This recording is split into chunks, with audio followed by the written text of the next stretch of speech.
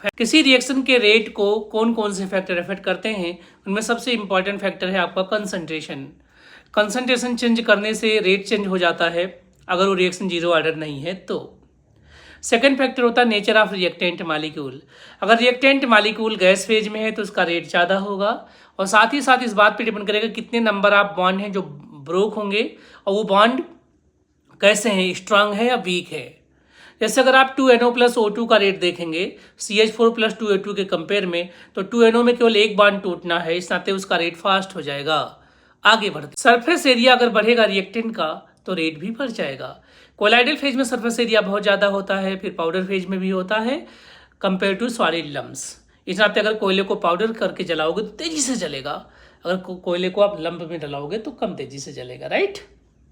Rate को बढ़ा देते हैं जनरली, लेकिन कुछ केस में घटाते भी हैं। एक्चुअली में एक अल्टरनेटिव पाथ दे देते हैं एक्टिवेशन एनर्जी को डिक्रीज करके। ऐसे H2 प्लस O2 का रिएक्शन होता नहीं है, बहुत साल लग जाएंगे, उसमें आप प्लेटिनम पाउडर डालिए, रिएक्शन सेकेंडों में हो जाएगा। ऐसे कुछ नेगेटिव कैटलिस्ट भी होते हैं जो रेट को घटा देते हैं, जैसे कि H2O2 को जनरली टेफ्लॉन कोटेड बॉटल में रखा जाता है, कलर बॉटल में, उसमें H3PO4 या यूरिया या एसिटिनिलाइट को डाल करके। ऐसे जो CaCl3 होता है वो ऑक्सीडाइज हो जाएगा फास्जीन में, ना ऑक्सीडाइज हो इसके नाते हमें इथेनॉल डालना पड़ता है कलर बॉटल में। जिगलर नाटा कैटलिस्ट होता है जिसका फार्मूला होता है, कंपोजिशन होता है टाइटेनियम टेट्राक्लोराइड प्लस ट्राईइथाइल एल्युमिनियम। जरूर आता है एग्जाम में, पक्का आता है, 100% आता है जी। बात करते हैं टेम्परेचर की, तो टेम्परेचर के बढ़ाने से रेट बढ़ता ही बढ़ता है, उसको हम अरीने से क्वेश्चन से भी समझ सकते हैं। और एक कॉन्सेप्ट होता है टेम्परेचर कोएफिशिएंट का, जो बताता है जब किसी रिएक्शन में टेम्परेचर 10 डिग्री से राइज कर देते हैं तो जो नया रेट होता है पहले रेट का डबल हो जाता है। यानी R2/R1 इक्वल टू म्यू की पावर 2 माइनस T1/10, जहाँ म्यू की वैल्यू 2 होती है जनरली, अगर नहीं दिया है तो, अदरवाइज 2 से 3 के बीच में लिया जा सकता है।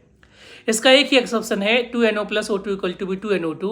ये रिएक्शन हाई टेम्परेचर पे रिवर्सिबिलिटी शो करता है, इस नाते इसके म्यू की वैल्यू नेगेटिव होती है, बाकी सबके लिए पॉजिटिव होता है। अब हम देख लेते हैं डिफरेंट रिएक्शन, समझते हैं कर्व के माध्यम से। जनरल रिएक्शन में देखिए स्ट्रेट लाइन होता है, एक्सप्लोजन रिएक्शन में एकाएक बढ़ता है, और बायोलॉजिकल रिएक्शंस में क्या होता है, पहले बढ़ता है फिर घट जाता है। कंबशन रिएक्शंस में इस तरीके का इसका कर्व होता है, और 2NO प्लस O2 में नेगेटिव होने की वजह से म्यू की वैल्यू नेगेटिव होता है तो डाउन द कर्व होता है।